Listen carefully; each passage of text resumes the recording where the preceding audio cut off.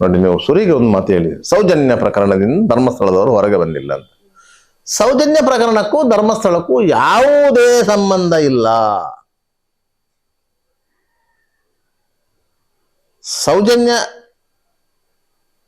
ಧರ್ಮಸ್ಥಳದ ಆಡಳಿತಕ್ಕೆ ಒಳಪಟ್ಟಂತ SDM ಕಾಲೇಜಿನ ವಿದ್ಯಾರ್ಥಿನಿ. ಸೌಜನ್ಯನ ಮನೆಯವರು ಚಂದಪ್ಪ ಗೌಡರು ಆಗಿರ್ಬೋದು, ಕುಸುಮಾವತಿ ಆಗಿರ್ಬೋದು, ಧರ್ಮಸ್ಥಳದ ಒಕ್ಕಲು. ಚಂದಪ್ಪನ ಮಾವ, ಸೌಜನ್ಯನ ಮಾವ ಅವರು ಸಹ ಧರ್ಮಸ್ಥಳದ ಒಕ್ಕಲು. ಸೌಜನ್ಯನ ಅಜ್ಜ ಅವರು ಸಹ ಧರ್ಮಸ್ಥಳದ ಒಕ್ಕಲು. ಅವರಿಗೆ ಎಲ್ಲರಿಗೂ ಜಾಗ ಧರ್ಮಸ್ಥಳದದ್ದೇ.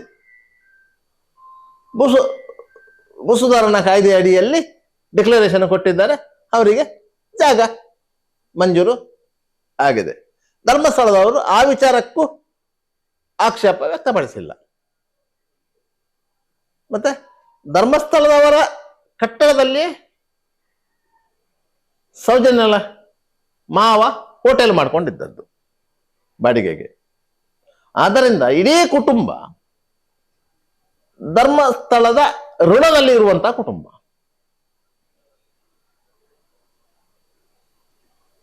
ಅವರ ಮನೆಯವರು ಕಲ್ತದ್ದು ಎಲ್ಲವೂ ಧರ್ಮಸ್ಥಳದ ಶಾಲೆಯಲ್ಲಿ. ಅದರಿಂದ ಇಡೀ ಕುಟುಂಬ ಧರ್ಮಸ್ಥಳದ ಋಣದಲ್ಲಿ ಇರುವಂಥದ್ದು. ತದನಂತರದ ಬೆಳವಣಿಗೆಯಲ್ಲಿ ಸೌಜನ್ಯ ಹತ್ಯೆಯಾದ ನಂತರ ಅದಕ್ಕೆ ಧರ್ಮಸ್ಥಳವನ್ನು ತಳಕು ಹಾಕುವಂತ ಪ್ರಯತ್ನ ನಡೆಯಿತು. ಒಂದು ಕ್ರಿಮಿನಲ್ ಪ್ರಕರಣದಲ್ಲಿ, ಒಂದು ಮರ್ಡರ್ ಕೇಸಲ್ಲಿ, ಒಂದು ರೇಪ್ ಅಂಡ್ ಮರ್ಡರ್ ಕೇಸಲ್ಲಿ ತನಿಖೆ ನಡೆಸಿದಂತಹ 3 ತನಿಖಾ ಏಜೆನ್ಸಿಗಳು ಸಂತೋಷ್ ರಾವ್ ಆರೋಪಿ ಅಂತ ಹೇಳಿದ್ದಾರೆ. ಬದಲಾಗಿ ಬೇರೆ ಆರೋಪಿ ಇಲ್ಲ ಅಂತ ಹೇಳಿ ಸ್ಪಷ್ಟವಾಗಿ ಹೇಳಿದ್ದಾರೆ.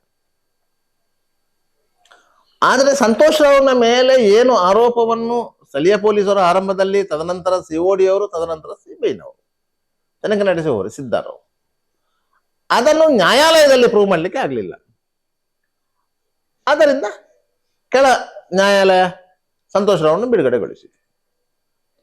CBIನವರು ಅಪೀಲ್ ಹೋದ್ರು. ಇದೇ ಸಂದರ್ಭದಲ್ಲಿ ಚಂದಪ್ಪ ಗೌಡರು ಮತ್ತು ಆರೋಪಿ ಸಂತೋಷ್ ರಾವ್ 2 ರಿಟ್ ಪಿಟಿಷನ್ಗಳನ್ನ ಹಾಕಿದ್ರು. ಸಂತೋಷ್ ರಾವ್ ಸಲ್ಲಿಸಿದಂತ ರಿಟ್ ಪಿಟಿಷನ್ ನಲ್ಲಿ ತನ್ನನ್ನು 2012ರಿಂದ 2022 ಅದು 10 ವರ್ಷಗಳ ಕಾಲ ಜೈಲಲ್ಲಿ ಇಟ್ಟಿದ್ರು, ನನ್ನನ್ನು ಈ ಪ್ರಕರಣದಲ್ಲಿ ಸಿಲುಕಿಸಿದರು ಅಂತ ಹೇಳಿ ನನಗೆ ಪರಿಹಾರ ಕೊಡ್ಬೇಕಂತ ಅವರು ಹೇಳಿ.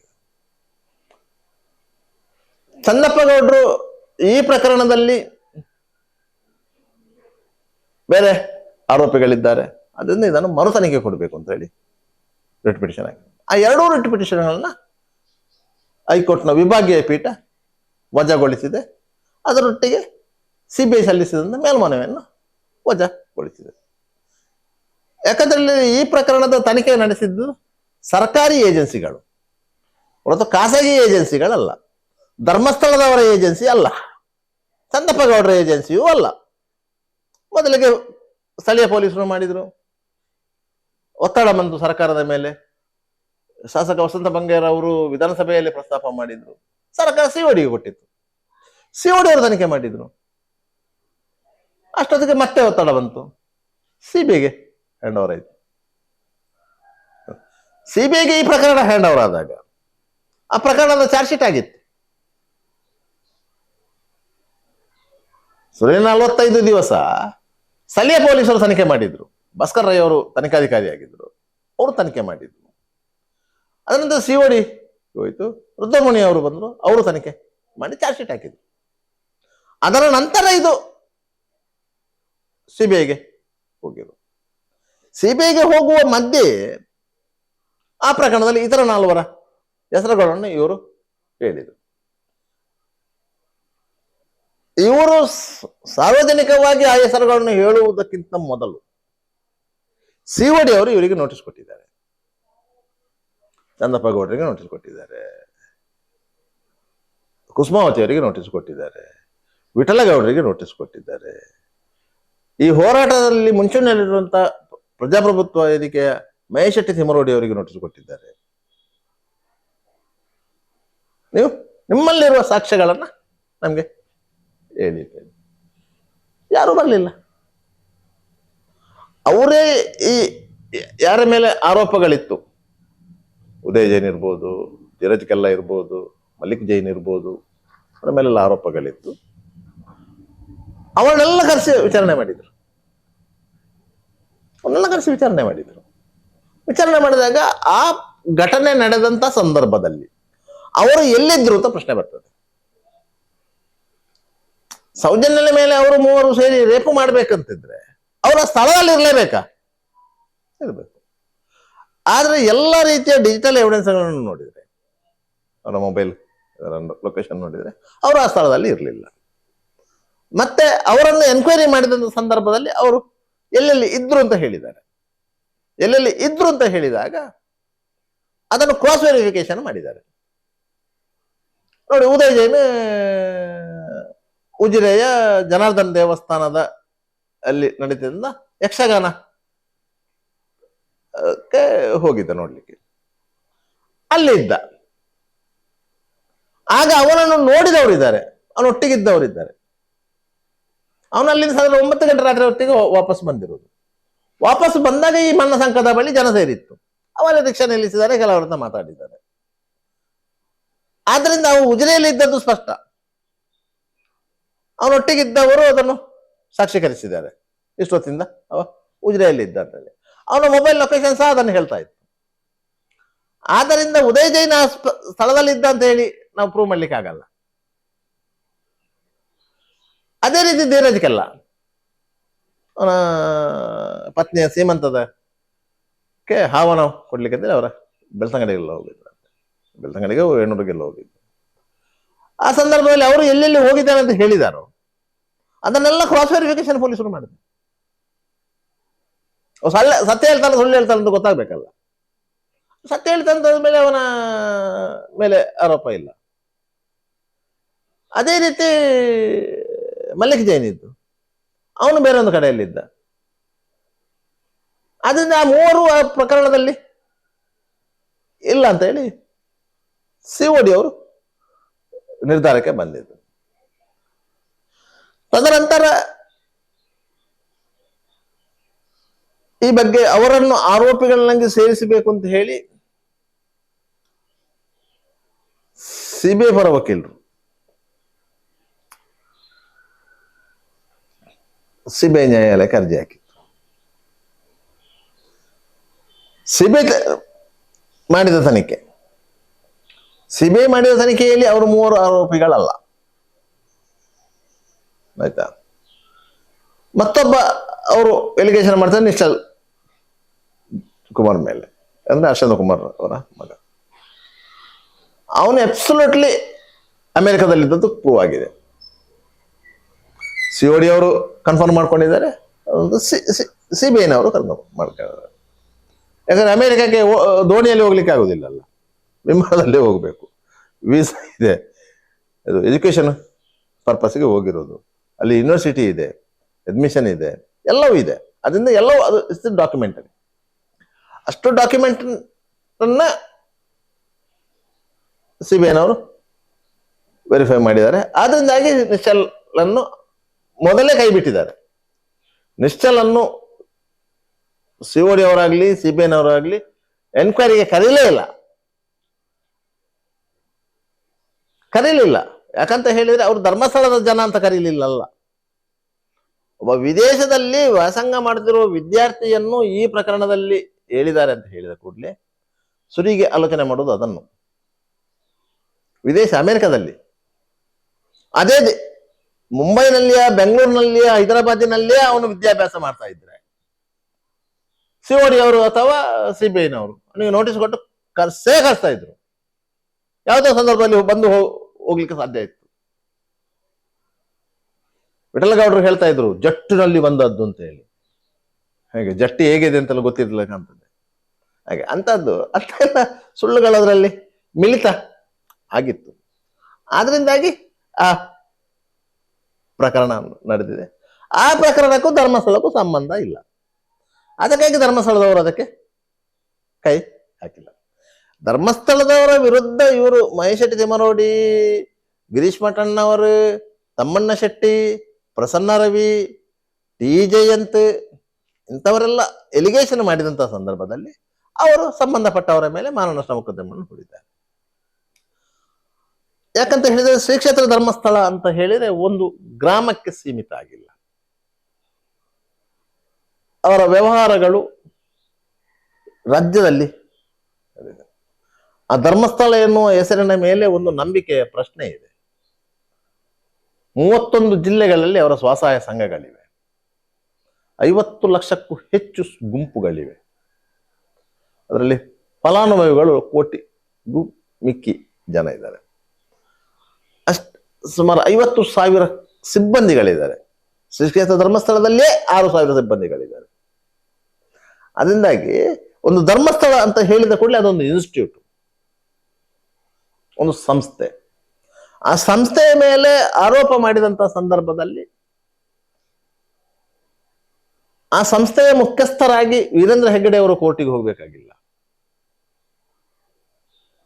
ಯಾಕಂದ್ರೆ ಆ ಪಟ್ಟದಲ್ಲಿ ಕೂತ್ಕೊಂಡು ಅವರು ನ್ಯಾಯಾಲಯದಲ್ಲಿ ನಿಂತುಕೊಳ್ಳುವ ಹಾಗೆ ಇಲ್ಲ. ಅದು ಸಹ ಒಂದು ನ್ಯಾಯಪೀಠ. ಸುಪ್ರೀಂ ಕೋರ್ಟ್ನ ಜಸ್ಟಿಸ್ಗಳು ಬಂದು ಅಲ್ಲಿ ದೇವರ ದರ್ಶನಕ್ಕೆ ಬರ್ತಾರೆ. ಹಾಗೆ ಅಂಥದ್ದೆಲ್ಲ ಒಂದು ಇದೆ. ಅಂದ್ರೆ ಅವರು ಕೋರ್ಟಿಗೆ ಹೋಗುವ ಹಾಗೆ ಇಲ್ಲ. ಆದರೆ ಅವರನ್ನ ಒಳಗೊಂಡಂತ ಒಂದು ವ್ಯವಸ್ಥೆಯ ವಿರುದ್ಧ ಇವರು ಸಮರ ಸಾರಿದ ಸಂದರ್ಭದಲ್ಲಿ ಅದಕ್ಕೆ ಸಂಬಂಧಪಟ್ಟವರು ಕೋರ್ಟಿಗೆ ಹೋಗಿದ್ದಾರೆ. ವಿವಿಧ ಕಡೆಗಳಲ್ಲಿ ಕೇಸುಗಳು ದಾಖಲಾಗಿದೆ. ಅದು ವಿಚಾರಣೆಯ ಹಂತದಲ್ಲೂ ಇದೆ. ಮಹೇಶ್ ಶೆಟ್ಟಿ ತಿಮ್ಮರೋಡಿ ಅವರ ಮೇಲೆ ಧಾರವಾಡದಲ್ಲಿ ಕೇಸ್ ಆಗಿತ್ತು. ಧಾರವಾಡ ಪೊಲೀಸರು ಬಂದಿದ್ರು, ಅವರನ್ನು ಬಂಧನ ಮಾಡ್ಲಿಕ್ಕೆ ಅಂತ ಪ್ರಯತ್ನ ಮಾಡಿದ್ರು. ಇವರು ಓಡಿ ಹೋಗಿ ತಪ್ಪಿಸಿಕೊಂಡು ಹೋಗಿ ಕೋರ್ಟಲ್ಲಿ ಹೋಗಿ ವಾರಂಟರಿ ಕಾಲ್ ಮಾಡ್ಕೊಂಡಿದ್ರು. ಬಾಕಿಯವರ ಮೇಲೂ ಅದೇ ಪ್ರಕರಣ ಇದೆ.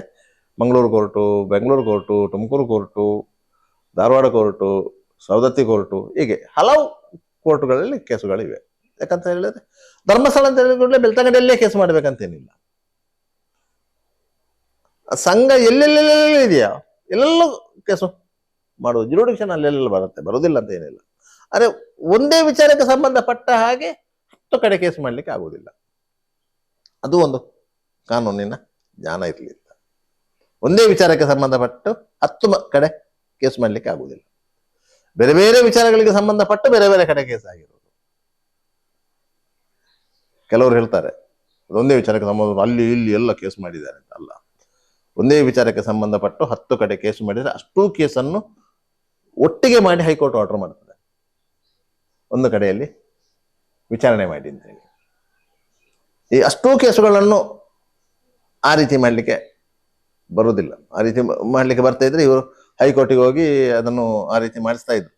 ಯಾಕಂದ್ರೆ ಧರ್ಮಸ್ಥಳದವರ ಪರವಾಗಿ ಎಷ್ಟು ಮಂದಿ ವಕೀಲರುಗಳಿದ್ದಾರೆ, ಅವರ ಪರವಾಗಿ ವಾದ ಮಾಡಲಿಕ್ಕೆ ವಕೀಲರುಗಳಿರ್ತಾರೆ. ಕಾನೂನು ತಿಳಿದವರೇ ಇರೋದು. ಇಲ್ಲದ್ರೆ ಸೌಜನ್ಯ ಪ್ರಕರಣವನ್ನೇ ಹಳ್ಳ ಹಿಡಿಸ್ಲಿಕ್ಕೆ ಸಾಧ್ಯ ಆಗ್ತದಂತ ವಕೀಲರು ಇರುವಾಗ ಇದನ್ನು ಮಾಡ್ಲಿಕ್ಕೆ ಆಗುದಿಲ್ಲ. ಅದರಿಂದಾಗಿ ಅದು ಸಮಾನ. ಈಗ ಮತ್ತೊಂದು ಶ್ರೀ ಕ್ಷೇತ್ರ ಧರ್ಮಸ್ಥಳ ಗ್ರಾಮಾಭಿವೃದ್ಧಿ ಯೋಜನೆ, ಇಲ್ಲಿ ಬಡ್ಡಿ ವಸೂಲಾತಿಯ ಬಗ್ಗೆ ಹೈಕೋರ್ಟ್ ಆರ್ಡರ್ ಮಾಡಿದಂತೆ. ಎಲ್ಲೂ ಆರ್ಡರ್ ಪ್ರತಿ ಇಲ್ಲ. ಯಾವ ಹೈಕೋರ್ಟ್ನ ಯಾವ ಬೆಂಚು ಆದೇಶ ಮಾಡಿದೆ? ಇಲ್ಲ, ಹೈಕೋರ್ಟ್ನ ಪ್ರತಿ ಇಲ್ಲ. ಇದು ವಾಸ್ತವ ಏನು ಅಂತ ಎಲ್ರಿಗೂ ಕುತೂಹಲ ಇದೆ. ಹಾಗಾದ್ರೆ ಅವ್ರು ತೋರಿಸುವುದು ಹೈಕೋರ್ಟ್ ಆರ್ಡರ್ ಅಲ್ವಾ ಅಂತೇಳಿ. ಆಗ DG ಯಾಕೆ ಆ ರೀತಿಯ ನೋಟಿಸು ಮಾಡಿದ್ರು ಅಂತೇಳಿ ಈ ಬಗ್ಗೆ ಕುತೂಹಲ ಇದೆ. ನಿಮ್ಮ ಕುತೂಹಲವು ಅದೇ ಆಗಿರಬೇಕು ಅಲ್ವಾ? ನೋಡಿ, ಈ ರಾಜ್ಯ ಅಂತ ಇಲ್ಲ, ದೇಶದ ಎಲ್ಲ ರಾಜ್ಯಗಳಲ್ಲೂ ಒಂದು ಸಾಂವಿಧಾನಿಕ ವ್ಯವಸ್ಥೆ ಅಂತ ನಾವು ಹೇಳ್ತೇವೆ. ಅದು ಸಂವಿಧಾನದ ಅಡಿಯಲ್ಲಿ ರೂಪಿತವಾದಂಥ ವ್ಯವಸ್ಥೆ. ಆ ವ್ಯವಸ್ಥೆಯ ಅಡಿಯಲ್ಲಿ ಕಾರ್ಯಾಂಗ ಬರ್ತದೆ. ಕಾರ್ಯಾಂಗದ ಅಡಿಯಲ್ಲಿ ನಿಮಗೆ ಪೊಲೀಸ್ ಇಲಾಖೆ ಬರ್ತದೆ, ಕಂದಾಯ ಇಲಾಖೆ ಬರ್ತದೆ, ಅರಣ್ಯ ಇಲಾಖೆ ಬರ್ತದೆ, ಮತ್ತು ಭೂವಿಜ್ಞಾನ ಇಲಾಖೆ ಬರ್ತದೆ. ಈ ರೀತಿಯ ಇಲಾಖೆಗಳು ಬರ್ತದೆ ಅದು ಕಾರ್ಯಾಂಗದ ಅಡಿಯಲ್ಲಿ. ಮತ್ತೊಂದು ಅಂಗ ಇರುವುದು ಶಾಸಕಾಂಗ. ಅದು ಪಂಚಾಯತ್ ಮೆಂಬರ್ನಿಂದ ಪ್ರಧಾನಮಂತ್ರಿಯವರೆಗೆ ಬರ್ತದೆ. ಎಲ್ಲರೂ ಸಂವಿಧಾನದ ಅಡಿಯಲ್ಲಿ ಬರುವವರು, ವ್ಯವಸ್ಥೆ ಅಡಿಯಲ್ಲಿ ಬರುವವರು. ಮತ್ತೊಂದು ನ್ಯಾಯಾಂಗ, JVMC ನ್ಯಾಯಾಲಯದಿಂದ ಸುಪ್ರೀಂ ಕೋರ್ಟ್ ವರೆಗೆ ಬರ್ತದೆ. ಸುಪ್ರೀಂ ಕೋರ್ಟ್ನ ಫುಲ್ ಬೆಂಚಿನವರೆಗೆ, ಸಾಂವಿಧಾನಿಕ ಪೀಠದವರೆಗೆ ಬರ್ತದೆ. ಇದು 3 ಅಂಗಗಳು. ಪತ್ರಿಕಾ ರಂಗ, ಮಾಧ್ಯಮ ರಂಗ ಅಂತೇಳಿ ಅದಕ್ಕೆ 4ನೇ ಅಂಗ ಅಂತ ಸೇರಿಸಿದ್ದೀವಿ. ಅದು ನಮ್ಮ ವೈಯಕ್ತಿಕ ಲಾಭಕ್ಕಾಗಿ. ಇದಕ್ಕೆ ಸಾಂವಿಧಾನಿಕ ಮಾನ್ಯತೆ ಇಲ್ಲ. ರಾಷ್ಟ್ರಪತಿಗಳು ಅದಕ್ಕಿಂತ ಮೇಲ್ನ ದರ್ಜೆಯವರು. ರಾಜ್ಯಪಾಲರು ಅಷ್ಟೇ, ಅವರು ಸಾಂವಿಧಾನಿಕ ಹುದ್ದೆಯಲ್ಲಿ ಇರುವವರು. ಯಾಕಂದ್ರೆ 3 ಅಂಗಗಳು ಸರಿಯಾಗಿ ಕೆಲಸ ನಿರ್ವಹಿಸ್ತಾ ಇಲ್ಲ ಅಂತ ಹೇಳಿ ನೋಡ್ಕೊಳ್ಳಿಕ್ಕಿರುವವರು ರಾಷ್ಟ್ರ ಮಟ್ಟದಲ್ಲಿ ರಾಷ್ಟ್ರಪತಿಗಳು, ರಾಜ್ಯ ಮಟ್ಟದಲ್ಲಿ ರಾಜ್ಯಪಾಲರು. ಅದು ಸಾಂವಿಧಾನಿಕ ಹುದ್ದೆ. ಅವರನ್ನು ಪೊಲೀಸರು ಹೋಗಿ ಅರೆಸ್ಟ್ ಮಾಡುವಾಗಿಲ್ಲ, ಪೊಲೀಸರು ಹೋಗಿ ನೋಟಿಸ್ ಕೊಡುವಾಗಿಲ್ಲ, ಅವರ ಮೇಲೆ ಕೇಸು ದಾಖಲು ಮಾಡುವಾಗಿಲ್ಲ. ಅವರ ಮೇಲೆ ಕೇಸು ದಾಖಲು ಮಾಡುವಾಗಿಲ್ಲ. ನೀವು ಪ್ರಧಾನಮಂತ್ರಿಯ ಮೇಲೆ ಕೇಸು ದಾಖಲು ಮಾಡಬಹುದು, ರಾಷ್ಟ್ರಪತಿಗಳ ಮೇಲೆ ಕೇಸು ದಾಖಲು ಮಾಡುವಾಗಿಲ್ಲ, ರಾಜ್ಯಪಾಲರ ಮೇಲೆ ಕೇಸು ದಾಖಲು ಮಾಡಬಹುದು. ಅದು ಸಾಂವಿಧಾನಿಕವಾಗಿ ಸಂವಿಧಾನದಲ್ಲಿ ಅವರಿಗೆ ರಕ್ಷಣೆ ಕೊಟ್ಟಿದೆ. ಇನ್ನು ಈ ಕಾರ್ಯಾಂಗದ ವಿಷಯಕ್ಕೆ ಬರೋಣ. ಯಾವುದೇ ಒಬ್ಬ ಸಾಮಾನ್ಯ ನಾಗರಿಕ ಒಂದು ದೂರು ಅರ್ಜಿಯನ್ನು ಕೊಟ್ಟರೆ ಆ ದೂರು ಅರ್ಜಿಯ ವಿಲೇವಾರಿ ಹೇಗೆ ಆಗುತ್ತದೆ ಎನ್ನುವುದರ ಬಗ್ಗೆ ಸಾಮಾನ್ಯವಾಗಿ 95% ಮಂದಿಗೆ ಅನುಭವ ಇಲ್ಲ. ನೇರವಾಗಿ ಒಬ್ಬ ಅಧಿಕಾರಿ ಹತ್ರ ಹೋಗಿ ಒಂದು ಅರ್ಜಿ ಕೊಟ್ಟರೆ ಅವರು ಸೈಡಿಗೆ ಒಂದು ಶರ ಬರೀತಾರೆ, ಅರ್ಜಿಯ ಬಲಬದಿಗೆ ತನಿಖೆ ಮಾಡಿ ಅಂತೇಳಿ ಮತ್ತೆ ಸೈಡಿಗೆ ಇಡ್ತಾರೆ. ಅದು ಅವರ ಟಪಾಲ್ ಸೆಕ್ಷನ್ಗೆ ಹೋಗ್ತದೆ. ಟಪಾಲ್ ಸೆಕ್ಷನ್ ಅವರು ನೋಡ್ತಾರೆ, ಇದು ಅರ್ಜಿ ಈ ರೀತಿ ಇದೆ, ಇದನ್ನು ಯಾರಿಗೆ ಕಳಿಸಬೇಕು ಅಂತೇಳಿ ಸಂಬಂಧಪಟ್ಟವರಿಗೆ ಒಂದು ಕವರಿಂಗ್ ಲೆಟರ್ ರೆಡಿ ಮಾಡ್ತಾರೆ. ಕವರಿಂಗ್ ಲೆಟರಲ್ಲಿ ವಿಷಯ ಮತ್ತು ಉಲ್ಲೇಖ ಇರ್ತದೆ. ವಿಷಯ ಸೋ ವ್ಯಕ್ತಿ ನೀಡಿದ ದೂರಿನ ಬಗ್ಗೆ ವಿಚಾರಣೆ ನಡೆಸುವುದು. ಉಲ್ಲೇಖ ಇಂತಿಂಥವ್ರು ಇಂತಿಂಥ ದಿವಸ ಮಾನ್ಯ ಅಧಿಕಾರಿಗೆ ಕೊಟ್ಟಂತ ದೂರಿನ ಅರ್ಜಿ. ಅದಕ್ಕೊಂದು ಪ್ಯಾರ ಬರೀತಾರೆ. ಮೇಲಿನ ವಿಷಯಕ್ಕೆ ಸಂಬಂಧಿಸಿದಂತೆ ಮೇಲಿನ ಉಲ್ಲೇಖದಂತೆ ಇಂತಿಂಥವರು ಈ ರೀತಿಯಾಗಿ ಒಂದು ದೂರು ಕೊಟ್ಟಿರ್ತಾರೆ. ಆ ದೂರಿನ ಬಗ್ಗೆ ಕೂಲಂಕಷವಾಗಿ ಪರಿಶೀಲನೆ ಮಾಡಿ ಈ ಕೆಳಗೆ ಸಹಿ ಮಾಡುವಂತ ಅಧಿಕಾರಿಗೆ ಕಳುಹಿಸತಕ್ಕದ್ದು ಅಂತೇಳಿ ಆ ಯಾರು ಅಧಿಕಾರಿ ಇದ್ದಾರೆ ಅವರ ಸಹಿಯನ್ನ ಅವರ PS ಹಾಕ್ತಾರೆ. ಪರ್ಸನಲ್ ಸೆಕ್ರೆಟರಿ ಯಾರಿದ್ದಾರೆ ಅವರು ಅವರ ಪರವಾಗಿ ಹಾಕ್ತಾರೆ. ರಾಜ್ಯಪಾಲರ ಪರವಾಗಿ ಅವರ ಸೆಕ್ರೆಟರಿ ಹಾಕಿದ ಹಾಗೆ ಇವರ ಪರವಾಗಿ ಇವರ PA ಹಾಕೋದು, PS ಹಾಕೋದು, ಸಹಿ ಹಾಕ್ತಾರೆ. ಅದರ ಒಂದು ಪ್ರತಿಯನ್ನು ಯಾರು ದೂರು ಅರ್ಜಿ ಕೊಟ್ಟಿದ್ದಾರೆ ಅವರಿಗೂ ಒಂದು ಪ್ರತಿ ಕೊಡ್ತಾರೆ. ಇದು ಅರ್ಜಿ. ಇದು ಈಗ ಇವರು ತೋರಿಸ್ತಾ ಇರೋದು ಅರ್ಜಿಯದ್ದು. ಯಾವುದು? ಇವರೊಂದು ಇಷ್ಟೆಲ್ಲ ಎಲಿಗೇಷನ್ ಮಾಡಿ ಒಂದು ರಾಜ್ಯ ಪೊಲೀಸ್ ಮಹಾನಿರ್ದೇಶಕರ ಕಚೇರಿಯ ಟಪಾಲು ಸೆಕ್ಷನ್ಗೆ ನೀವು ನೆನಪಿಟ್ಟುಕೊಳ್ಳಿ, ಎಲ್ಲ ಕಚೇರಿಯಲ್ಲೂ ಒಂದು ಟಪಾಲ್ ಸೆಕ್ಷನ್ ಅಂತ ಇದೆ. ಅಲ್ಲಿ ಕೊಂಡೊಂದು ಕೊಡುವುದು ಒಂದು OC ಕಾಪಿಗೆ ಅದರ ಡೂಪ್ಲಿಕೇಟ್ ಕಾಪಿ ಇತ್ತಲ್ಲ ಅದಕ್ಕೊಂದು ಸೀಲ್ ಹಾಕಿಸಿಕೊಂಡು ಬರುವುದು. ಆ ಸೀಲ್ ಹಾಕುವಾಗಲೇ ಅವರು ಅದರಲ್ಲಿ ಸೀಲಲ್ಲಿ ಇರ್ತದೆ. ಪತ್ರ ಒಂದು ಬಂದಿರುತ್ತದೆ, ಒಳಗಿನ ವಿಚಾರ ಗೊತ್ತಿಲ್ಲ ಅಂತ. ಓಪನ್ ಲೆಟರ್ ಕೊಟ್ಟರು ನಿಮ್ಗೆ, ನೀವು ಓಪನ್ ಲೆಟರ್ ಕೊಟ್ಟರು ಆ ಸೀಲಲ್ಲಿ ಇರುವುದು ಹಾಗೆ. ಪತ್ರ ಒಂದು ಬಂದಿರುತ್ತದೆ, ಒಳಗಿನ ವಿಚಾರ ಗೊತ್ತಿಲ್ಲ ಅಂತ. ಯಾಕಂದ್ರೆ ಅವ್ರು ತನಿಖೆ ಮಾಡೋದಿಲ್ಲ, ಅವ್ರಿಗೆ ಅದರ ಒಳಗಿನ ವಿಚಾರ ಗೊತ್ತ, ಅವ್ರಿಗೆ ಅಕ್ಷರ ಇದೆ, ಓದಬಹುದು, ಅದೇ ಅವರು ಸೀಲ್ ಹಾಕಿ ಕೊಡುವರು. ಅದನ್ನು ಇಟ್ಕೊಂಡು ನಾನು SP ಅವರಿಗೆ ಕಂಪ್ಲೇಂಟ್ ಕೊಟ್ಟಿದ್ದೇನೆ. ನಾನು DC ಅವರಿಗೆ ಕಂಪ್ಲೇಂಟ್ ಕೊಟ್ಟಿದ್ದೇನೆ ಅಂತ ನಾವು ಪ್ರಚಾರ ಮಾಡ್ಬೋದು. ಕೊಟ್ಟದಕ್ಕೆ ದಾಖಲೆ ಇದೆ, ಕೊಟ್ಟದಕ್ಕೆ ದಾಖಲೆ ಇದೆ. ಕೊಟ್ಟ ಮೇಲೆ ಅದು ಏನಾಗಿದೆ ಅನ್ನೋದಕ್ಕೆ ದಾಖಲೆ ಇಲ್ಲ. ಆ ಅರ್ಜಿ ಏನಾಗ್ತದೆ, ಸಂಬಂಧಪಟ್ಟ ಇಲಾಖೆ ಹೋಗುತ್ತೆ. ಇದಕ್ಕೆ DG ಕಚೇರಿಗೆ ಇದೇ ರೀತಿಯ ಒಂದು ಅರ್ಜಿಯನ್ನು ಕೊಟ್ಟಿದ್ದಾರೆ,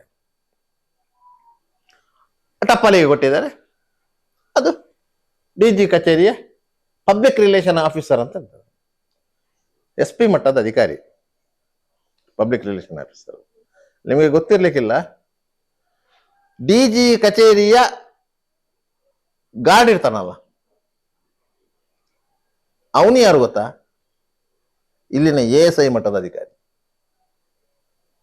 DG ಮಟ್ಟದ ಆಫೀಸರ್ನ ಗಾರ್ಡ್. ಆಯ್ತಾ? DG ಕಚೇರಿಯ ಎಂಟ್ರಿ ಆದ್ರೆ ಅಲ್ಲಿ ನಿಮ್ಮನ್ನು ವಿಚಾರಿಸುವ ಅಧಿಕಾರಿ ACP ಮಟ್ಟದ ಅಧಿಕಾರಿ. ಅವ ಕೂಲಂಕಷವಾಗಿ ವಿಚಾರಿಸಿ ನಿಮ್ಮನ್ನು DG ಅಲ್ಲಿಗೆ ಕಳಿಸಬೇಕಾ ಬೇಡ ಅಂತ ಡಿಸೈಡ್ ಮಾಡುವ ನಾವು. ಒಬ್ಬ ದೂರುದಾರನನ್ನು DG ಅಲ್ಲಿಗೆ ಕಳಿಸಬೇಕಾ ಬೇಡ ಅಂತೇಳಿ ಡಿಸೈಡ್ ಮಾಡುವವನು ಅವನು. ಇವರನ್ನು ಕಳಿಸಬೇಕು ಅಂತ ಹೇಳಿದ್ರೆ ಅವನು ಮತ್ತೆ DG ಹತ್ರ ಪರ್ಮಿಷನ್ ಕೇಳಬೇಕು. ಸರ್, ಇಂತಿಂಥವ್ರು ಬಂದಿದ್ದಾರೆ, ಅವರ ಸಮಸ್ಯೆ ಇದೆ, ಇಂಥದ್ದು ಕಳಿಸಬೇಕಂತೇಳಿ ಮತ್ತೆ DG ಆಯ್ತು ಕಳಿಸಿ ಅಂತ ಹೇಳಿದ್ರೆ ಅವನನ್ನು ಇಬ್ಬರು ಕಾನ್ಸ್ಟೇಬಲ್ಗಳು DG ಕಚೇರಿಗೆ ಕರ್ಕೊಂಡು ಹೋಗ್ತಾರೆ. ಇಬ್ಬರು ಕಾನ್ಸ್ಟೇಬಲ್ಗಳು ಅವನು ಒಂದು ರೀತಿಯಲ್ಲಿ ಗೆಸ್ಟ್ DG ಆಫೀಸಿಗೆ. ಇದು DG ಆಫೀಸ್ ಇದ್ದು ಸೇಮ್ CS ಆಫೀಸಲ್ಲೂ ಅದೇ ರೀತಿ. ಈಗ ಶಾಲಿನಿ ಗೋಯಲ್ ಹತ್ರ ನೀವು ಮಾತಾಡ್ಲಿಕ್ಕೆ ಹೋಗ್ತದಂತಾದ್ರೆ ನಿಮಗೆ ಅದೇ ರೀತಿಯ ಮರ್ಯಾದೆ ಇರ್ತದೆ. ನೀವೊಂದು ದೂರು ಕೊಡ್ಲಿಕ್ಕೆ ಹೋಗುವಂತ ದೂರುದಾರ ಅಂತ ಅವರು ಟ್ರೀಟ್ ಮಾಡಲ್ಲ ನಿಮ್ಮನ್ನು, ನೀವೊಬ್ರು ಅತಿಥಿ ಅಂತ ಟ್ರೀಟ್ ಮಾಡ್ತಾರೆ. ನಿಮಗೆ ಹೋದ ಕೂಡಲೇ ಯಾಕೆ ಬಂದದಂತ ಕೇಳೋದಿಲ್ಲ, DG ಯಾಕೆ ಬಂದದಂತ ಕೇಳುವುದಿಲ್ಲ. ಬೆಲ್ ಮಾಡ್ತಾರೆ, ಟೀ ಬಿಸ್ಕಿಟ್ ನನ್ನ ಅವ ಬಂದ ಆಯಾಸವನ್ನು ಕಳೆದ ನಂತರ ಕೇಳೋದು ಏನು ಸಮಸ್ಯೆ. ಕೂಲಾಗಿ ಎಲ್ಲ ಹೇಳ್ತಾನೆ, ಒಂದು ವಾತಾವರಣಕ್ಕೆ ಒಗ್ಗಿಕೊಳ್ತಾನೆ, ಹೇಳ್ತಾನೆ. ಆಗ ಅವರಿಗೆ ಅರ್ಥ ಆಗತ್ತೆ. ಯಾಕಂದ್ರೆ 10-30 ವರ್ಷ ಸರ್ವಿಸ್ ಆಗಿ ಬಂದವರು, ಇಂಥ ವ್ಯಕ್ತಿಗಳನ್ನ 1 ಲಕ್ಷ ಮಂದಿಯನ್ನು ನೋಡಿರ್ತಾರೆ ಅವರು. ಅರ್ಥ ಆಗತ್ತೆ ಅವ್ರು ಹೇಳುದು ಸತ್ಯವ ಸುಳ್ಳ ಅಂತ ಅಂದಾಜಾಗತ್ತೆ. ಸತ್ಯ ಅಂತ ಆದ್ರೆ ಅದಕ್ಕೆ ಏನು ಕ್ರಮ ಕೈಗೊಳ್ಬೇಕು ಅಂತೇಳಿ ಸೂಚನೆ ಕೊಡ್ತಾರೆ. ಅದು ಸೂಚನೆ. DG ಕೊಟ್ಟ ಸೂಚನೆಯನ್ನು ಯಾವುದೇ ಅಧಿಕಾರಿ ಪಾಲನೆ ಮಾಡದೆ ಇರ್ಲಿಕ್ಕೆ ಸಾಧ್ಯನೇ ಇಲ್ಲ. ಅದರಿಂದಾಗಿ ಇವರು ಏನ್ ಮಾಡಿದ್ದಾರೆ, ಈ ರೀತಿಯ ಒಂದು ಅರ್ಜಿಯನ್ನು ಆ ಟಪಾಲಿಗೆ ಕೊಟ್ಟಿದ್ದಾರೆ. ಟಪಾಲು ತನ್ನಿಂತಾನೇ ಚಲಿಸಿದೆ, ಸಂಬಂಧಪಟ್ಟ ಅಧಿಕಾರಿಯ ಟೇಬಲಿಗೆ ಹೋಗಿದೆ. ಅವರು ನೋಡಿದ್ದಾರೆ, ಇವರು ಈ ರೀತಿಯಾಗಿ ಒಂದು ಎಲಿಗೇಷನ್ ಎಲ್ಲ ಮಾಡಿದ್ದಾರೆ. ಅದನ್ನೇ ಅವರು ರೀಕಾಪಿ ಮಾಡಿದ್ದಾರೆ. ಈ ರೀತಿ ಎಲ್ಲ ಎಲಿಗೇಷನ್ ಮಾಡಿ ದೂರು ಬಂದಿರ್ತದೆ, ಈ ಬಗ್ಗೆ ತನಿಖೆ ನಡೆಸಿ ವರದಿಯನ್ನು ಒಪ್ಪಿಸುವುದು ಅಂತ ಹೇಳಿ DGಗೆ ಕೊಟ್ಟ ಇದು. ಇವರು ಹೇಳಿದ್ದಾರೆ, ಈ ಧರ್ಮಸ್ಥಳ ಸ್ವಸಹಾಯ ಸಂಘ ಗ್ರಾಮಾಭಿವೃದ್ಧಿ ಯೋಜನೆ ಇಡೀ ರಾಜ್ಯದಲ್ಲಿ ಇದೆ ಅಂತ ಹೇಳಿದ್ದಾರೆ. ಎಲ್ಲ ಜಿಲ್ಲೆಗಳಲ್ಲೂ ಇದೆ ಅಂತ ಹೇಳಿ, ಎಲ್ಲ ಕಡೆಯಲ್ಲಿ ಬಡ್ಡಿ ವಸೂಲಿ ಮಾಡ್ತಾರೆ, ಬಡ್ಡಿ ಇದು ಮಾಡ್ತಾರೆ, ಎಲ್ಲ ಮಾಡ್ತಾರೆ. ಇದಕ್ಕೆ RBI ಅನುಮತಿ ಇಲ್ಲ, ಇದೆಲ್ಲ ಇದೆ. ದೂರಲ್ಲಿ ಬರೆಯುವಾಗ ಎಲ್ಲ ರೀತಿಯ ಅಲಿಗೇಷನ್ ಬರೆಯುವುದೇ ಅಲ್ವಾ. ಆದ್ದರಿಂದ ಅದನ್ನೆಲ್ಲ ಅವರು ಕಟ್ ಅಂಡ್ ಪೇಸ್ಟ್ ಮಾಡಿದ್ದಾರೆ. ಅದನ್ನು ಎಲ್ಲ ಜಿಲ್ಲಾ ಪೊಲೀಸ್ ವರಿಷ್ಠಾಧಿಕಾರಿಗಳು ಕಳಿಸ್ತಾರೆ, ತನಿಖೆ ಮಾಡಿ ವರದಿ ಒಪ್ಪಿಸಿ ಅಂತ ಹೇಳಿ. ಹಾಗೆ ಅದರ ಒಂದು ಕಾಪಿಯನ್ನು ಇವರಿಗೆ ಕಳಿಸಿದ್ದಾರೆ. ಯಾರು ಕಂಪ್ಲೇಂಟ್ ಕೊಟ್ಟಿದ್ದಾರೆ ಅವರಿಗೆ ಕಳಿಸಲೇಬೇಕು, ಅದು ಕ್ರಮ. ಆ ಕಾಪಿ ಇಟ್ಕೊಂಡು ಆಟ ಆಡ್ತಾ ಇದ್ದಾರೆ. DGಯಿಂದ ಆದೇಶ ಆಗಿದೆ ಅಂತ ಹೇಳಿ. ಆ DGಗೆ ಕೊಟ್ಟ ಕಂಪ್ಲೇಂಟ್ ಅಲ್ಲಿ ಇವರು ಹೇಳಿದ್ದಾರೆ ಹೈಕೋರ್ಟ್ ಆದೇಶ ಇದೆ ಅಂತ ಹೇಳಿ. ಆದ್ರೆ ಹೈಕೋರ್ಟ್ ಆದೇಶದ ಪ್ರತಿ ಇಲ್ಲ. ಹೈಕೋರ್ಟ್ ಆದೇಶ ಇದ್ದರೆ ಆ ಆದೇಶದ ಒಂದು ಪ್ರತಿ DGಗೆ ಹೋಗಿರ್ತದೆ. DG ಕಚೇರಿಯ ಲೀಗಲ್ ಸೆಲ್ಲಿಗೆ ಆ ಆದೇಶದ ಒಂದು ಪ್ರತಿ ಹೋಗಿರ್ತದೆ. ಆದ್ರಿಂದ ಆದೇಶ ಬಂದ್ರೆ DG ಕಚೇರಿಗೆ ಗೊತ್ತಿರ್ತದೆ ಆದೇಶ ಬಂದಿಲ್ಲ. ಆದ್ರಿಂದಾಗಿ ಅದು ಇವರು ದೂರು ಕೊಟ್ಟದ್ದು ಅವರು ಅದು ನಾನು ಬೋಗಸ್ ಅಂತ ಹೇಳಲ್ಲ. ಆ ದೂರಿಗೆ ಪ್ರತಿಕ್ರಿಯೆ ಮಾಡಿದ್ದು ಹೌದು. ಅದು ಯಾವ ಯಾವ ಕಡೆಗೆ ಬರುತ್ತಾ ಆಯಾ ಕಡೆಯಲ್ಲಿ ಅವರೊಂದು ಗ್ರಾಮಾಭಿವೃದ್ಧಿ ಯೋಜನೆಯ ನಿರ್ದೇಶಕರಿಗೆ ಒಂದು ನೋಟಿಸ್ ಮಾಡ್ತಾರೆ ಸಾಮಾನ್ಯವಾಗಿ. ಆ ನೋಟಿಸ್ಗೆ ಗ್ರಾಮಾಭಿವೃದ್ಧಿ ಯೋಜನೆಯ ನಿರ್ದೇಶಕರು ಹೋಗಿ ಉತ್ತರ ಕೊಡ್ತಾರೆ. ಅವರು ಮೊನ್ನೆ ಏನೋ ಇಲ್ಲ ಪಶ್ಚಿಮ ವಲಯದ IG ಕಚೇರಿಗೆ ಹೋಗಿ ಅದರ ಸಂಬಂಧಪಟ್ಟ ದಾಖಲೆಗಳನ್ನು ಕೊಟ್ಟಿದ್ದಾರೆ. ಯಾಕಂದ್ರೆ ಪಶ್ಚಿಮ ವಲಯದ IGP ಅಂತ ಹೇಳಿದ್ರೆ 4 ಜಿಲ್ಲೆಗಳಿಗೆ ಬರ್ತದೆ: ದಕ್ಷಿಣ ಕನ್ನಡ, ಉತ್ತರ ಕನ್ನಡ, ಉಡುಪಿ, ಚಿಕ್ಕಮಗಳೂರು. ಹಾಗೆ ಅಲ್ಲಿಗೆ ದಾಖಲೆ ಕೊಟ್ಟಿದ್ದಾರೆ. ಆ ದಾಖಲೆಯನ್ನು ಅವರು ಆಯಾ ಜಿಲ್ಲೆಗೆ ಕಳಿಸ್ತಾರೆ. ಅದೇ ದಾಖಲೆಗಳ ಆಧಾರದಲ್ಲಿ ಮಾಡ್ತಾರೆ. ಯಾಕಂತ ಹೇಳಿದ್ರೆ ವಾರಕ್ಕೆ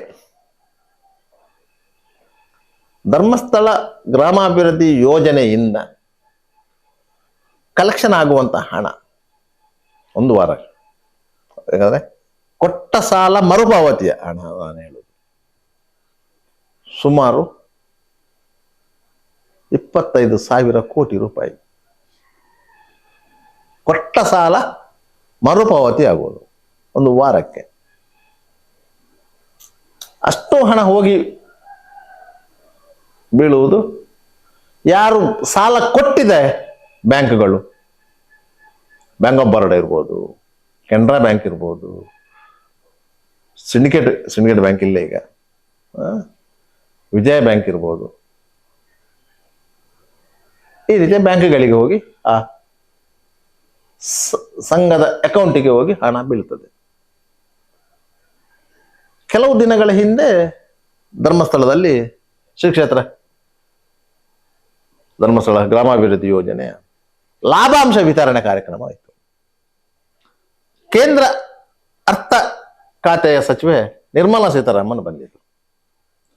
ನಬಾರ್ಡ್ ಅಧ್ಯಕ್ಷ ಎಂ ಸಾಜಿ ಬಂದಿದ್ರು.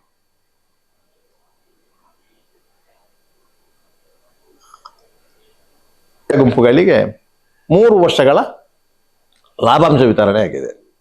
ಒಟ್ಟು ಮೊತ್ತ ಎಷ್ಟು ಗೊತ್ತಾ? 604 ಕೋಟಿ ರೂಪಾಯಿಗಳು.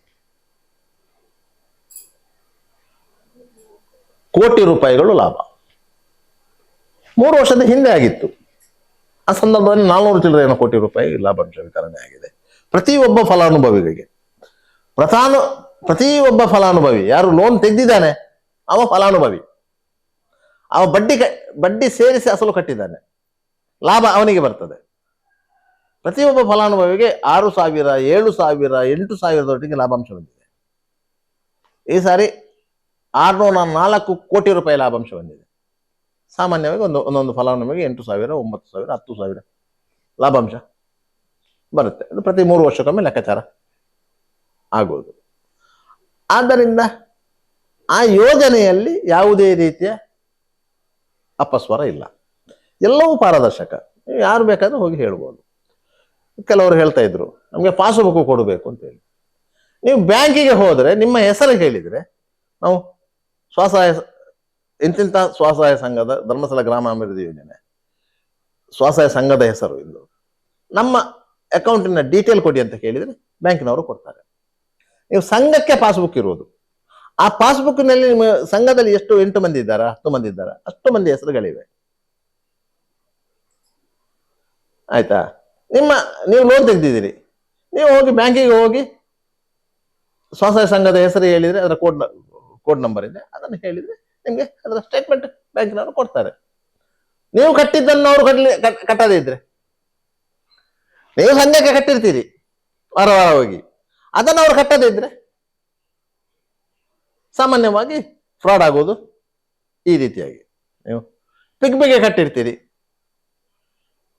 ಪಿಗ್ಮಿ ಅಂತ ಒಂದು ಸಿಸ್ಟಮ್ ಇದೆ, ಅದಕ್ಕೆ ಕಟ್ಟಿರ್ತೀರಿ.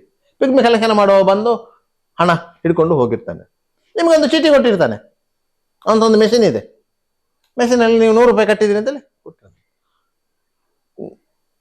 ನೀವು ಚೀಟಿಯನ್ನೇ ಇಟ್ಟುಕೊಳ್ಬೇಕು ಉಪ್ಪು ಹಾಕಿ ನೆಕ್ಲಿಕ್ಕೆ. ಅವ ಬ್ಯಾಂಕಿಗೆ ಕಟ್ಟದೇ ಇದ್ರೆ ಬ್ಯಾಂಕ್ ಅದಕ್ಕೆ ಜವಾಬ್ದಾರಿ ಅಲ್ಲ. ನೀವು ಕಾಲಕ್ಕೆ ಒಂದು 2 ತಿಂಗಳಿಗೊಮ್ಮೆ 3 ತಿಂಗಳಿಗೊಮ್ಮೆ ನೀವು ಡೈಲಿ ಪಿಗ್ಮಿ ಕಟ್ಟಿದ್ದೀರ ಅಂತ ಇಟ್ಕೊಳ್ಳಿ. ನೀವು ತಿಂಗಳಿಗೆ ಒಮ್ಮೆ ಆದರೂ ಹೋಗಿ ಬ್ಯಾಂಕಲ್ಲಿ ವಿಚಾರಣೆ ಮಾಡಬೇಕು. ನಾವು ಕಟ್ಟಿದ್ದೇವೆ, ಚೀಟಿ ಇದೆ, ಬ್ಯಾಂಕಿಗೆ ಬಂದಿದ್ದ ಅಂತ. ನಿಮ್ಗೆ ಪಿಗ್ಮಿ ಕಟ್ಟಿದ್ರೆ ನಿಮ್ಗೇನು ಬ್ಯಾಂಕಿನವರು ಪಾಸ್ಬುಕ್ ಕೊಡಲ್ಲ, ನಿಮ್ಗೆ ರಿಸಿಟ್ ಮಾತ್ರ ಕೊಡೋದು. ಇದು ವ್ಯವಸ್ಥೆಗಳು. ಆದ್ದರಿಂದ ಈಗ ವ್ಯವಸ್ಥೆಯ ವಿರುದ್ಧ ಇವರು ಏನೆಲ್ಲ ಹೇಳ್ತಾ ಇದ್ದಾರೆ ಅದಕ್ಕೆ ಯಾವುದಕ್ಕೂ ತಲೆಬುಡ ಇಲ್ಲ, ದಾಖಲೆಗಳಿಲ್ಲ. ಲಾಭಾಂಶ ವಿತರಣಾ ಕಾರ್ಯಕ್ರಮಕ್ಕೆ ನಿರ್ಮಲಾ ಸೀತಾರಾಮನ್ ಬಂದ್ರಲ್ಲ, ದೇಶದ ಆಡಳಿತ ವ್ಯವಸ್ಥೆಯಲ್ಲಿ ಟಾಪ್ 3ನೇ ಸ್ಥಾನದಲ್ಲಿ ಇರುವವರು. ಪ್ರಧಾನಿ ಮೊದಲ ಸ್ಥಾನ, ರಕ್ಷಣಾ ಸಚಿವರು 2ನೇ ಸ್ಥಾನ, ಆರ್ಥಿಕ ಸಚಿವರು 3ನೇ ಸ್ಥಾನ. ಅವರು ಧರ್ಮಸ್ಥಳಕ್ಕೆ ಆ ಕಾರ್ಯಕ್ರಮಕ್ಕೆ ಬಂದಿದ್ದಾರೆ ಅಂತ ಇದ್ರೆ ಅದಕ್ಕೊಂದು ಪ್ರೋಟೋಕಾಲ್ ಅಂತ ಇರ್ತದೆ, ಒಂದು ಶಿಷ್ಟಾಚಾರ ಅಂತ ಇರ್ತದೆ. ಹಾಗಂತ ಹೇಳಿ ಅವರನ್ನ ಬೇಕಾಬಿಟ್ಟಿ ಕಾರ್ಯಕ್ರಮಕ್ಕೆ ಕರೀಲಿಕ್ಕೂ ಆಗುವುದಿಲ್ಲ, ಅವರು ಕಾರ್ಯಕ್ರಮಕ್ಕೆ ಬರುವುದೂ ಇಲ್ಲ. ನೀವು ಹೋಗಿ ಅವರನ್ನು ಇನ್ವೈಟ್ ಮಾಡ್ಬೋದು, ಮಾಡಬಾರ್ದಂತೇನಿಲ್ಲ. ಇನ್ವೈಟ್ ಮಾಡಿದ ಕೂಡಲೇ ಅವರ ಡೇಟ್ ನೋಡ್ತಾರೆ, ಆ ಟೈಮಿಂಗ್ಸ್ ಕೊಡ್ತಾರೆ. ಇಂಥ ದಿನಾಂಕ ಇಷ್ಟು ಟೈಮಿಂಗ್ಸ್ ಕೊಡ್ತಾರೆ. ಕೊಟ್ಟ ಮೇಲೆ ಕನ್ಫರ್ಮೇಶನ್ ಲೆಟರ್ ಕಳಿಸ್ತೇವೆ ಅಂತ ಹೇಳ್ತಾರೆ. ಗೊತ್ತಿಲ್ಲ ಯಾರಿಗಾದ್ರೂ. ಕೇಂದ್ರ ಸಚಿವರದ್ದು, ಮುಖ್ಯಮಂತ್ರಿಗಳದ್ದು, ಮಿನಿಸ್ಟರ್ಗಳದ್ದು ಎಲ್ಲ ಕಾರ್ಯಕ್ರಮಗಳು ಹೇಗೆ ನಿಗದಿ ಆಗ್ತೇವೆ ಅಂತ ಹೇಳ್ತಾರೆ. ಕನ್ಫರ್ಮೇಶನ್ ಲೆಟರ್ ಬರಬೇಕು. ಕನ್ಫರ್ಮೇಶನ್ ಲೆಟರ್ ಹೇಗೆ ಬರ್ತದೆ? ಯಾಕಂದ್ರೆ ಅವರು ಟೈಮಿಂಗ್ಸ್ ಕೊಟ್ಟಿರ್ತಾರೆ, ಅವರ PS ಗೆ ಹೇಳಿರ್ತಾರೆ, ಆಯ್ತಾ? PS ಇಮಿಡಿಯೇಟ್ ಸಂಸ್ಥೆಯ ವ್ಯಾಪಾರಗಳನ್ನು ಕೆದಕ್ತಾನೆ, ಇವನು ಕರ್ತವ್ಯ ಯಾರು ಅಂತ. ಅದಕ್ಕೆ ಒಂದು ಇಂಟೆಲಿಜೆನ್ಸ್ ಡಿಪಾರ್ಟ್ಮೆಂಟ್ ಅಲ್ಲಿ ಒಂದು ವಿಂಗ್ ಇದೆ, ಆ ವಿಂಗಿಗೆ ಇಂಟಿಮೇಷನ್ ಹೋಗುತ್ತೆ. ಮಾನ್ಯ ಸಚಿವರ ಕಾರ್ಯಕ್ರಮಕ್ಕೆ ದಿನ ನಿಗದಿಯಾಗಿದೆ, ಆ ಸಂಸ್ಥೆಯ ಬಗ್ಗೆ ರಿಪೋರ್ಟ್ ಕೊಡಿ ಅಂತ. ಇಮ್ಮಿಡಿಯೇಟ್ ಇಂಟರ್ನವರು ಅದನ್ನು ಫಾರ್ವರ್ಡ್ ಮಾಡ್ತಾರೆ, ತನಿಖೆ ಮಾಡ್ತಾರೆ. ಏನಾದರೂ ಎಲಿಗೇಷನ್ ಇದೆಯಾ, ಏನಾದರೂ ಕೇಸುಗಳಿವೆಯಾ, ಎಲ್ಲವನ್ನು ಚೆಕ್ ಮಾಡ್ತಾರೆ, ಒಂದು ರಿಪೋರ್ಟ್ ಕೊಡ್ತಾರೆ. ಆ ರಿಪೋರ್ಟ್ ಪಾಸಿಟಿವ್ ಆಗಿ ಬಂದರೆ ಸಂಸ್ಥೆಯ ಬಗ್ಗೆ ಯಾವುದೇ ರೀತಿಯ ಲೋಪದೋಷಗಳಿಲ್ಲ, ಯಾವುದೇ ರೀತಿಯ ಎಲಿಗೇಷನ್ಗಳಿಲ್ಲ, ಯಾವುದೇ ನ್ಯಾಯಾಲಯದಲ್ಲಿ ಪ್ರಕರಣಗಳು ಪೆಂಡಿಂಗ್ ಇಲ್ಲ ಅಂತ ಹೇಳಿ ಬಂದರೆ ನಿಮಗೆ ಕನ್ಫರ್ಮೇಶನ್ ಲೆಟರ್ ಸಂಬಂಧಿತ ಸಂಸ್ಥೆಗೆ ಫಾರ್ವರ್ಡ್ ಆಗ್ತದೆ. ಅಲ್ಲಿಗೆ ಆ ಕಾರ್ಯಕ್ರಮಕ್ಕೆ ಅವರು ಬರುವುದು. ಅಲ್ಲಿವರೆಗೆ ಅವರು ಬರ್ತಾರಂತ ಹೇಳಿ ಪ್ರಚಾರ ಮಾಡೋದಕ್ಕೆ ಏನು ತೊಂದರೆ ಇಲ್ಲ, ಪ್ರಚಾರ ಮಾಡೋದಕ್ಕೆ ಏನು ತೊಂದರೆ ಇಲ್ಲ. ಅಂತಿಮ ಕ್ಷಣದಲ್ಲಿ ಅವರು ಬರ್ಲಿಕ್ಕೆ ಆಗೋದಿಲ್ಲ ಅಂತ ಒಂದು ರಿಜೈಂಡರ್ ಲೆಟರ್ ಕಳಿಸ್ತಾರೆ, ಬರ್ಲಿಕ್ಕೆ ಸಾಧ್ಯ ಆಗುತ್ತಿಲ್ಲ, ಕಾರಣ ಹೇಳ್ತಾರೆ, ಯಾವುದಕ್ಕೆ ಬರ್ಲಿಕ್ಕೆ ಆಗೋದಿಲ್ಲ ಅಂತ ಹೇಳ್ತಾರೆ. ಬೇರೆ ಕಾರ್ಯಕ್ರಮಕ್ಕೆ ಸಂಬಂಧಪಟ್ಟಾಗೆ ಹೇಳುವುದಿಲ್ಲ, ಆ ಕಾರ್ಯಕ್ರಮಕ್ಕೆ ಯಾಕೆ ಬರ್ಲಿಕ್ಕೆ ಆಗುವುದಿಲ್ಲ ಅಂತ ಹೇಳಿ ಒಂದು ಲೆಟರ್ ಬರುತ್ತೆ. ಇದು ಹಾಗಾದ್ರೆ ಮೊನ್ನೆ ನಿರ್ಮಲಾ ಸೀತಾರಾಮನ್ ಬಂದಾಗ ಆ ಪ್ರಕ್ರಿಯೆಗಳು ನಡೆದಿರಲಿಲ್ಲ, ನಡೆದಿದೆ, ನಡೀಲೇಬೇಕು. ಇದಕ್ಕಿಂತ ಮೊದಲು ಪ್ರಧಾನಿ ಮೋದಿ ಅವರು ಬರಲಿಲ್ವಾ ಇದೇ ಸ್ವಸಹಾಯ ಸಂಘದ ಕಾರ್ಯಕ್ರಮಕ್ಕೆ 3 ವರ್ಷದ ಹಿಂದೆ? ಇಲ್ಲಿ ರಥೋರ್ಮ ಕ್ರೀಡಾಂಗಣದಲ್ಲಿ ಸಭೆ ಆಗಿತ್ತು, ಕ್ಷೇತ್ರಕ್ಕೆ ಬಂದಿದ್ರು. ಮತ್ತೆ ನೀವು ಆ ಸಂಘದಲ್ಲಿ ಚಿಕ್ಕ ಪುಟ್ಟ ಸಮಸ್ಯೆಗಳು ಇರ್ಬೋದು, ಇಲ್ಲ ಅಂತ ನಾನು ಹೇಳಲ್ಲ, ಚಿಕ್ಕ ಪುಟ್ಟ ಸಮಸ್ಯೆಗಳು, ಅದು ಇಡೀ ವ್ಯವಸ್ಥೆಯನ್ನು ಕುಸಿದು ಬೀಳುವಂತಹ ಸಮಸ್ಯೆಗಳಲ್ಲ. ಆ ವ್ಯವಸ್ಥೆಗೆ ಅಷ್ಟು ಬಲವಾದ ಒಂದು 16 ಪಿಲ್ಲರ್ಗಳಿವೆ, ಅಷ್ಟು ಸುಲಭದಲ್ಲಿ ಕುಸಿದು ಬೀಳುದಿಲ್ಲ. ಅದರ ಮಧ್ಯದ ಪಿಲ್ಲರ್ ಇದೆಯಲ್ಲ, ನಾವು ಮನೆ ಕಟ್ಟುವಾಗ ಒಂದು ಕುತ್ತಿಕೋಲು ಅಂತ ಹೇಳ್ತೇವೆ, ಅದ ಮಧ್ಯದ ಪಿಲ್ಲರ್ ಇದೆಯಲ್ಲ ಧರ್ಮಸ್ಥಳ ಎನ್ನುವುದು, ಅದು ಅಷ್ಟೊಂದು ಗಟ್ಟಿಯಾಗಿರುವಂಥದ್ದು, ಅದರಿಂದ ಅದು ಕುಸಿದು ಬೀಳುವಂಥದ್ದು ಅಲ್ಲ. ಮತ್ತು ಏನಂತ ಹೇಳಿದ್ರೆ ಆ ಸಂಸ್ಥೆಯಲ್ಲಿ ನಿಮ್ಮ ವಿನಿಯೋಗ ಎಷ್ಟು? ನೀವು ಸಂಸ್ಥೆಯಿಂದ ಸಾಲ ತೆಗೆದವರೇ ಹೊರತು ನೀವು ಸಂಸ್ಥೆಗೆ ವಿನಿಯೋಗ ಮಾಡಿದವರಲ್ಲ. ನೀವು ವಿನಿಯೋಗ ಮಾಡಿದ್ದು ಯಾವುದು? ಉಳಿತಾಯ ಮಾತ್ರ. ಆ ಉಳಿತಾಯವೂ ಲಾಭವೇ. ಅದು 10 ರೂಪಾಯಿ ಇರ್ಬೋದು, 20 ರೂಪಾಯಿ ಇರ್ಬೋದು, 50 ರೂಪಾಯಿ ಇರ್ಬೋದು, ಅದು ಲಾಭವೇ. ಅದಕ್ಕೆ ಬಡ್ಡಿ ಸೇರಿಸಿ ಕೊಡ್ತಾರೆ. ಆಯ್ತಾ? ನಿಮಗೆ LIC ಬಾಂಡ್ ಕೊಡ್ತಾರೆ, LIC ಮಾಡಿಸ್ತಾರೆ. ಯಾಕಂದ್ರೆ ಅವರು ಕೊಟ್ಟ ಸಾಲಕ್ಕೆ ಜವಾಬ್ದಾರಿ ಬೇಕಲ್ಲ. ಅವ್ರು ಕೊಟ್ಟ ಸಾಲಕ್ಕೆ ಜವಾಬ್ದಾರಿ ಬೇಕಲ್ಲ. ಯಾವ ಮನುಷ್ಯನ ಪ್ರಾಣವನ್ನು ಯಾರಿಗೆ ಕಾಪಿಡ್ಲಿಕ್ಕೆ ಸಾಧ್ಯ ಆಗ್ತದೆ? ಸಾಧ್ಯ ಆಗುದಿಲ್ಲ. ನಂಗೆ ಅಷ್ಟು ಸಾಲ ಉಂಟು ಮಾರೆ, ನಾನು ಸಾಲ ತೀರಿಸಿಕೊಂಡು ಜೀವ ಬಿಡ್ತೇನೆ ಅಂತ ಹೇಳಲಿಕ್ಕೆ ಆಗತ್ತಾ? ಆಗುದಿಲ್ಲ. ಆದ್ರಿಂದ ಸಂಸ್ಥೆಗೆ ಹೊರೆ ಆಗಬಾರ್ದಲ್ಲ, ಅದಕ್ಕಾಗಿ LIC ಬಾಂಡ್ ಇರ್ತದೆ. ನೀವು ಸಂಸ್ಥೆಯಿಂದ ನೀವು ಹೊರಗೆ ಬನ್ನಿ, ನಿಮ್ಗೆ LIC ಬಾಂಡ್ ಕೊಡ್ತಾರಲ್ಲ. ನಿಮಗೆ 5 ಲಕ್ಷದ 3 ಲಕ್ಷದ LIC ಬಾಂಡ್ ಇರ್ತದೆ. ಅದು ನಿಮ್ಮದೇ ಬಾಂಡು, ಫಲಾನುಭವಿಗಳದೇ ಬಾಂಡು. ಅದನ್ನು ಸಂಸ್ಥೆ ನಗದೀಕರಿಸುವುದಿಲ್ಲ, ನೀವೇ ನಗದೀಕರಿಸಬೇಕು, ನಿಮ್ಮ ಹೆಸರಲ್ಲೇ ಇರುವುದು. ಅದರಿಂದಾಗಿ ಆ ರೀತಿಯ ಪಾರದರ್ಶಕದ ವ್ಯವಸ್ಥೆ ಇದೆ. ಅದಕ್ಕಾಗಿ ಪ್ರಚಾರ ಮಾಡುವುದಕ್ಕಿಂತ ನಿಮಗೆ ಅಪಪ್ರಚಾರ ಬಾರಿ ಬೇಗ ಹರಡ್ತದೆ. ನೋಡಿ, ಒಂದು ಆಕ್ಸಿಡೆಂಟ್ ಆಯ್ತು ಅಂತ ಇಟ್ಟುಕೊಳ್ಳಿ, ಒಂದು 5 ನಿಮಿಷದ ಒಳಗೆ ಅದರ ಫೋಟೋ ಗೀಟೋ ಎಲ್ಲ ಒಂದು 15,000 ಮೊಬೈಲ್ಗಳಿಗೆ ಫಾರ್ವರ್ಡ್ ಆಗ್ತದೆ. ಅದಾಗಿ ಅರ್ಧ ಗಂಟೆ ನಂತರ ಆ ಆಕ್ಸಿಡೆಂಟ್ ಆದ ಕತೆ ಏನಂತ ಯಾರಾದ್ರೂ ಫಾರ್ವರ್ಡ್ ಮಾಡ್ತಾರ? ಇಲ್ಲ. ಅವನು ಬದುಕಿದ್ದನ, ಸಾತನ್ನ, ಅವನಿಗೆ ಯಾರು ಉಪಕಾರ ಮಾಡಿದ್ರು, ಅವರನ್ನು ಯಾರು ಹಾಸ್ಪಿಟ್ಲಿಗೆ ಕೊಂಡೋದ್ರು, ಹಾಸ್ಪಿಟಲ್ ಅಲ್ಲಿ ಏನಾಯ್ತು, ಒಂದು ರಕ್ತದ ಅವಶ್ಯಕತೆ ಇದ್ದಾಗ ಯಾರಾದ್ರೂ ರಕ್ತ ತಂದು ಕೊಟ್ರ? ಅದು ಯಾರಾದ್ರೂ ಹೇಳ್ತಾರ? ಇಲ್ಲ. ಅಟ್ಲೀಸ್ಟ್ ಅವರನ್ನು ಆ ಪ್ರದೇಶದಿಂದ ಒಂದು ಹಾಸ್ಪಿಟ್ಲಿಗೆ ಸಾಗಿಸುವಂತ ವ್ಯವಸ್ಥೆ ಏನಾದ್ರು ಮಾಡ್ತಾರ? ಅಂತ ಸಮಾಜದಲ್ಲಿ ನಾವಿದ್ದೇವೆ. ಅದರಿಂದಾಗಿ ಪ್ರಚಾರಕ್ಕಿಂತ ಅಪಪ್ರಚಾರ ಆದಷ್ಟು ಶೀಘ್ರವಾಗಿ ಇರ್ತದೆ. ಹಾಗೆ ಶಿಕ್ಷಕ ಧರ್ಮಸ್ಥಳದ ಗ್ರಾಮಾಭಿವೃದ್ಧಿ ಯೋಜನೆಯ ಏನೆಲ್ಲ ಫಲಾನುಭವಿಗಳಿದ್ದಾರೆ ಅವರಿಗೆಲ್ಲರಿಗೂ ಗೊತ್ತಿದೆ ತಮಗೆ ಎಷ್ಟು ಉಪಕಾರ ಆಗಿದೆ ಅಂತ ಹೇಳಿ. ಅದರಿಂದಾಗಿ ಅವರವರು ಅದನ್ನು ಮಾಡ್ತಾ ಇದ್ದಾರೆ. ಯಾಕಂದ್ರೆ ಅವರಿಗೇನು ತೊಂದರೆ ಆಗಲಿಲ್ಲ. ಅವರು ಧರ್ಮಸ್ಥಳ ಗ್ರಾಮಾಭಿವೃದ್ಧಿ ಯೋಜನೆಯಲ್ಲಿ 10,000ವೋ 20,000 ಇನ್ವೆಸ್ಟ್ ಮಾಡಿದ್ರೆ ಓಹ್, ಸಂಘಕ್ಕೆ ಏನಾದ್ರು ತೊಂದರೆ ಆದ್ರೆ ನಮ್ಮ ಇನ್ವೆಸ್ಟ್ ಮಾಡಿದ ಹಣ ಏನಾಗ್ತದೆ ಅಂತ ಅಲ್ಲಿ ಭಯ ಇರಬೇಕು. ಅದೇನಿಲ್ಲಲ್ಲ. ಅವರು ಸಂಘದಿಂದ ಸಾಲ ಪಡ್ಕೊಂಡವರು ಕೆಲವರಿಗೆ ಆಸೆ ಹುಟ್ಟಿಸಿದ್ದಾರೆ. ವಿರೋಧಿ ಗುಂಪು ಏನಾಗಿದೆ ಅಂತ ಹೇಳಿ ಸಂಘ ಮುಳುಗ್ತದೆ ಅಂತ ಹೇಳಿ, ಸಂಘ ಮುಳುಗಿದ ಕೂಡಲೇ ನಾವು ತೆಗೆದುಕೊಂಡ ಸಾಲ ಮುಳುಗ್ತದೆ ಅಂತ ಹೇಳಿ ಅವರು ಎಣಿಸ್ಕೊಂಡಿದ್ದಾರೆ. ಅವರಿಗೆ ವಾಸ್ತವ ಸ್ಥಿತಿ ಗೊತ್ತಿಲ್ಲ. ಸಾಲ ಕೊಟ್ಟಿರುವುದು ಧರ್ಮಸ್ಥಳದ ಹುಂಡಿಯ ಹಣದಿಂದಲ್ಲ, ಬ್ಯಾಂಕಿನಿಂದ.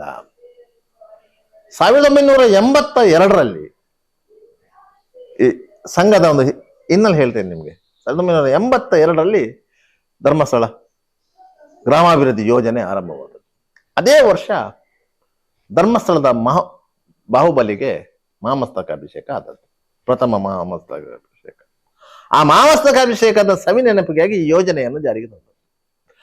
ಅದೇ ವರ್ಷ ಕೇಂದ್ರ ಸರ್ಕಾರ, ಅಂದ್ರೆ ಇಂದಿರಾ ಗಾಂಧಿ ನೇತೃತ್ವದ ಕೇಂದ್ರ ಸರ್ಕಾರ ನಬಾರ್ಡ್ ಅನ್ನೋ ಒಂದು ಸಂಸ್ಥೆಯನ್ನು ಸ್ಥಾಪನೆ ಮಾಡಿದೆ. ಗ್ರಾಮೀಣಾಭಿವೃದ್ಧಿಗೆ ಸುಸ್ಥಿರ ಆರ್ಥಿಕ ಸೌಲಭ್ಯವನ್ನು ಒದಗಿಸಿ